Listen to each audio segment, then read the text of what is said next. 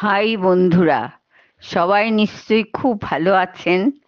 অনেক দিন আমার লেখা গল্প দেওয়া হয়নি। আজকে একটু লিখতে ইচ্ছে করছে। আমার লেখাটি শুনে আপনাদের ভালো লাগলে শেয়ার করবেন, লাইক করবেন, অতি অবশ্যই সাবস্ক্রাইব করবেন। Doctor Subhadeep Banerjee Egypt nursing home থেকে বেরিয়ে গাড়িতে উঠে বসলো। ড্রাইভারকে বললেন, বাড়ি চলো। তারপর নিজের গলার টাইটা ধরে টেনে টেনে আলগা করতে লাগলেন।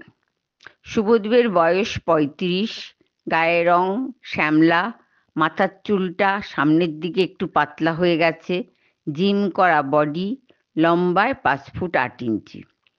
ভালো রবীন্দ্রসঙ্গীত গাইতে পারে। গান গাওয়াটা ওর একটা প্যাশন।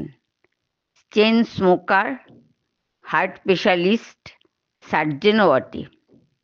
বাড়িতে মা আর 3জন কাজের লোক থাকে। রুনু মাসি রান্না করে, ভোলা বাজার সদাই করে, আর ব্রজেনদা বাড়ির বাগান, ব্যাংকের কাজ, মাকে সঙ্গে করে ডাক্তারের কাছে নিয়ে যাওয়া ইত্যাদি এইসব কাজ করে। এই সমস্ত কাজের লোকদের শুভদীপ জ্ঞান হওয়ার পর থেকেই বাড়িতে রেখেছে। ব্রজেনদাকে মা ভাইয়ের মতো ভালোবাসে, ভাইফোঁটাও দেয়। ব্রজেনদা বাবার বন্ধু ছিলেন। ব্রজেনদার কেউ নেই বলে ব্রজেনদা আমাদের বাড়িতেই থাকেন। আমি অনেক সময় রেগে গিয়ে ব্রজেনদার উপর চেঁচিয়ে বলি, তুমি আমাদের বাড়ি থেকে যাও না কেন? ব্রজেনদা বলে, রাঙা টুকটুকে বউ না দেখে, নাতির মুখ না দেখে আমি তো এই বাড়ি থেকে যাব না। বাবা মারা যাওয়ার পর আমাদের উপর ব্রজেনদার অনেক অবদান আছে। আজকে বাড়িতে গিয়ে মাকে আর ব্রজেনদাকে নিয়ে আমার জন্য মেয়ে দেখতে যাব। আনন্দবাজার পত্রিকার বিজ্ঞাপন দিয়ে কয়েকটা মেয়ের ফটো এসেছে। আমার কোনোটি দেখে পছন্দ হয়নি।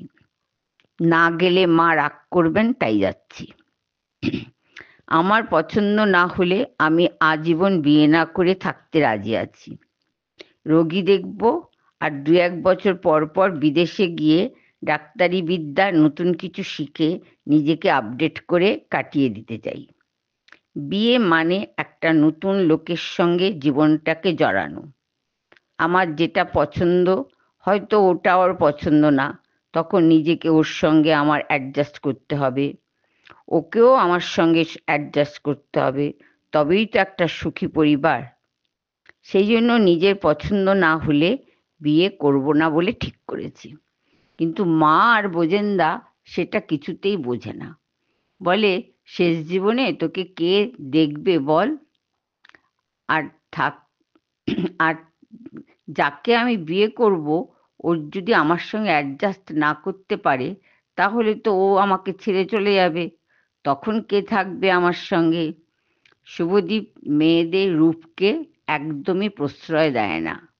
মেয়েটা কেমন বুদ্ধিমান, উপস্থিত বুদ্ধি কেমন, সেই রকম মেয়েই পছন্দ করে। মোটামুটি দেখতে হবে, তার মানে খুব ফর্সা হতে হবে, খুব লম্বা হতে হবে, এই রকম না। কালো হলেও চলবে, মুখটা একটু সুন্দর হবে, আর মাথায় একটু ঘন কালো চুল থাকবে, সেটা ছোট করেই বব কাটা হোক কিংবা লম্বা বিনুনি করাই হোক। বাড়িতে গিয়ে দেখে মা একেবারে তৈরি হয়ে বসে আছে। শুভদীপ হাত মুখটা ধুয়ে একটু ফ্রেশ হয়ে ওরা 3জনে গাড়িতে করে বেরিয়ে পড়ল। রাত্রি 9টার সময় সবাই বাড়ি ফিরল। শুভদীপ গাড়িতেই বলে দিয়েছে যে মেয়ে সবসময় কথায় কথায় বাবাকে ডাকে, তাকে আমার পছন্দ না। দেবযানী, শুভদীপের মা, বলল, আরে মেয়েটি তো মাকে ডাকবেই, বাবাকে ডাকবেই, ওর মা তো নেই। তাও শুভদীপকে কিছুতেই রাজি করানো গেল না। এর মধ্যে নার্সিংহোম থেকে একটা হার্ট স্পেশালিস্টের টিম মাদ্রাজে যাচ্ছে, ঠিক হয়েছে, একটা নতুন সার্জারি শেখার জন্য। সেই টিমের মধ্যে ডক্টর শুভদীপের নামও আছে। ওদের টিম বৃহস্পতিবার 10ই ফেব্রুয়ারি বিকেল 3টের সময় ফ্লাইটে উঠল। যেদিন পৌঁছেছে সেদিনই সন্ধ্যের সময় শুভদীপদের টিম একটা কনফারেন্সে যোগ দিয়েছিল। শুভদীপের কনফারেন্সটা খুব ভালো লেগেছিল। তার পরের দিন ওদের ডাক্তারের টিমদের আর কিছুই করার ছিল না। ডাক্তাররা যার যার মতো এদিক সেদিক ঘুরতে চলে গেল। ডাক্তার শুভদীপ আর ওর ডিয়ার ফ্রেন্ড ডাক্তার অনিকেত একসঙ্গে একটা সিনেমা হলে গেল ইংলিশ বই দেখতে। হলে ঢোকার সময় 3টি মেয়ে এসে বলল, এক্সকিউজ মি, একটা টিকিট হবে? আমাদের দুটো আছে। আমার এই বান্ধবী আজ সকালে কলকাতা থেকে এসেছে, কাউন্টারে টিকিট নেই। আমাদের খুব খারাপ লাগছে ওকে হোস্টেলে একা ফেলে যেতে। শুভদীপ বলতে যাচ্ছিল, না আমাদের কাছে এক্সট্রা নেই, কিন্তু সঙ্গে সঙ্গে অনিকেত বলল, হ্যাঁ আছে, বলে আমাদের একটা টিকিট ওদের দিয়ে দিল। ওরা হাসতে হাসতে থ্যাংক ইউ বলতে বলতে চলে গেল। আমি অবাক হয়ে তাকিয়ে রইলাম। শুভদীপ অনিকেতের উপর খুব রেগে গিয়েছিল। বলল, আদিক্ষেতা করে টিকিটটা দিতে গেলি কেন? আমরা এখন কি করব? অনিকেত বলল, একটা তো আছে, তুই যা না সিনেমাটা দেখে আয়, আমি একটু শপিং করব। শুভদীপ জানে অনিকেত বিয়ে করেছে, হয়তো ওর বউ ওয়াইফের জন্য কিছু কিনবে। শুভদীপ বলল, না, তোর সঙ্গেই যাব শপিং করতে। তখন থেকে শুভদীপ ওই 3টি মেয়ের কথাই মনে মনে ভাবছে। চাকরির জন্য হয়তো এখানে থাকে, কারো বিয়ে হয়নি। আজকাল কার বিয়ে হয়েছে কার বিয়ে হয়নি দেখলে বোঝা যায় না, কেউ সুদূর পড়ে না। যে মেয়েটি কলকাতা থেকে এসেছে সে একদম চুপ করে দাঁড়িয়ে আছে। মুখটা বেশ আকর্ষণীয়, মাথায় অনেক চুল, একটা পনিটেল করা, নীল জিন্স আর হোয়াইট টপ পরেছে, কাঁধে একটা লম্বা ব্যাগ। কেন জানি 3টি মেয়ের মধ্যে ওই মেয়েটিকে ওর ভালো লেগেছে। ওই এই কয় মিনিটের মধ্যেই মেয়েটির সব সাজ ওর দেখা হয়ে গেছে। অনিকেত শুভদীপকে বলল, কিরে কি ভাবছিস? ওই মেয়েগুলোর কথা, না যার জন্য টিকিট নিল সেই নীল জিন্স পরা মেয়েটির কথা। শুভদীপ মনে মনে ভাবল, অনিকেত কিভাবে বুঝলো? শুভদীপ জোরে জোরে হাসতে লাগলো। বলল, তুইও কি ওই মেয়েটির সাজ দেখেছিস, না অন্য মেয়েগুলোর সাজ দেখেছিস? দাঁড়া, বাড়ি গিয়ে মিতালিকে, মানে অনিকেতের বউকে সব জানাবো। এখন বলবো এখনো ও মেয়েদের সাজ দেখে, সাবধানে রেখো মিতালি। এই বলে খুব জোরে জোরে হাসতে লাগলো। অনিকেত বলল, তুইও ওই মেয়েটির দিকে হাঁ করে তাকিয়েছিলি, তাই তো আমি টিকিটটা দিলাম, তোর ভালো লাগবে। শুভদীপ বলল, মোটেই না, তবে সত্যি মেয়েটি বেশ অ্যাট্রাকটিভ বল। দেখতে অন্য দুটো অনেক ফর্সা, সেজেছেও খুব, কিন্তু এই মেয়েটির দিকে চোখ দুটো যেন দেখলে জুড়িয়ে যায়।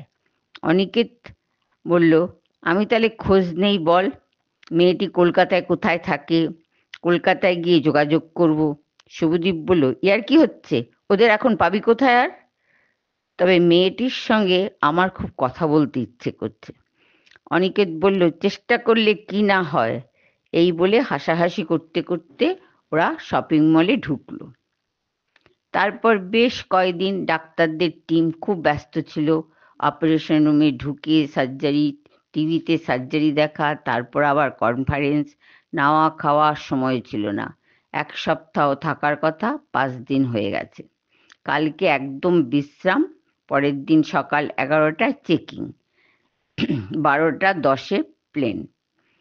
শুভদীপের টিম সময় মতো এয়ারপোর্টে পৌঁছে গেল। শুভদীপের চেকিং হয়ে গেছে। চেকিং করার পর এদিকে এসে দেখে ওদের ঠিক চেকিং লাইনে ওই মেয়েটিকে দাঁড়িয়ে আছে। আজকেও নীল জিন্স, লাল টপ পরেছে, চোখে সানগ্লাস, কি ভালো লাগছে। এই কয়দিন ব্যস্ততার জন্য ওর কথা একেবারে মাথায়ই ছিল না। আমি ওকে দেখে মাথার ভূতটা আবার চেপে বসলো। ওর সঙ্গে কথা বলতেই হবে। শুভদীপ অনিকেতকে নিয়ে ওর সঙ্গে দেখা করতে গেল। অনিকেত বলল, তুই পাগল হয়েছিস? ও যদি বলে না চিনতে পারছি না, তখন প্রেস্টিজ থাকবে। শুভদীপ বলল, এত উপকার করলাম ভুলে যাবে? চল তুই। ওরা দুজনে গিয়ে মেয়েটিকে হ্যালো বলল। মেয়েটি সঙ্গে সঙ্গে সানগ্লাসটা মাথার উপর তুলে রেখে হাতটা বাড়িয়ে দিল। দুজনেই হ্যান্ডশেক করলো। শুভদীপ বলল, আপনার নামটা জানতে পারি? মেয়েটি কিছু বলল না, শুধু হাসলো। শুভদীপও হাসলো। অনিকেত বলল, কলকাতায় কোথায় থাকেন? আমরা ইজিপ্ট নার্সিংহোমের হার্টের ডাক্তার। মেয়েটি এবারও হাসলো, কিচ্ছু বলল না। এবার ওরা নিজেদের অপমান বোধ করতে লাগলো। অনিকেত শুভদীপকে টেনে নিয়ে চলে আসছিল। শুভদীপ বলল, দাঁড়া না, ফ্লাইটটা তো দেরি আছে। অনিকেতও বলল, তুই থাক, আরো অপমান হ, আমি যাচ্ছি। তক্ষুনি শুভদীপ দেখল মেয়েটির কাছে একজন লোক এসে দাঁড়িয়েছে। মনে হয় ওর বাবা। মেয়েটি লোকটিকে শুভদীপদের দিকে আঙুল তুলে দেখালো। লোকটি এসে শুভদীপদের কাছে ক্ষমা চাইল। বলল, আমার মেয়ে সোনালী দত্ত, ও কথা বলতে পারে না। ওকে আমি সব লেখাপড়া সব শিখিয়েছি। ও ইংরেজিতে মাস্টার করেছে। এখানে এসছে বন্ধুদের সঙ্গে দেখা করতে। ওর মা নেই, আমি ওর মা বাবা দুজন। আপনারা ওকে ক্ষমা করবেন। অনিকেত আর শুভদীপ মেয়েটির দিকে তাকালো। দেখলো মেয়েটি ওদের দিকে হাসি হাসি মুখে তাকিয়ে আছে। শুভদীপ আর অনিকেত ওর সঙ্গে কাছে গিয়ে আবার ক্ষমা চাইল। ওর বাবা হাত দিয়ে ইশারা করে মেয়েটিকে দেখিয়ে বলল। মেয়েটি ওদের আবার হাত দিয়ে ইশারা করে ধন্যবাদ জানালো। বাবা এটা ওদের শুভদীপদের বলে দিল। তারপর ওরা ফ্লাইটে উঠে পড়ল। মেয়েটি হয়তো পরের ফ্লাইটে যাবে। শুভদীপ কোনো কথা বলছে না। অনিকেত বলল, এবার মাসিমাকে গিয়ে বলবো শুভদীপের জন্য মেয়ে ঠিক হয়ে গেছে। শুভদীপ খুব হাসতে লাগলো। জানি না কলকাতায় শুভদীপ আর সোনালীর দেখা হয়েছিল কিনা, ওরা এক সূত্রে গেঁথেছিল কিনা। আমার ডায়েরি বন্ধ করলাম। বন্ধুরা, ভালো লাগলে কমেন্ট করবেন। নমস্কার, ধন্যবাদ।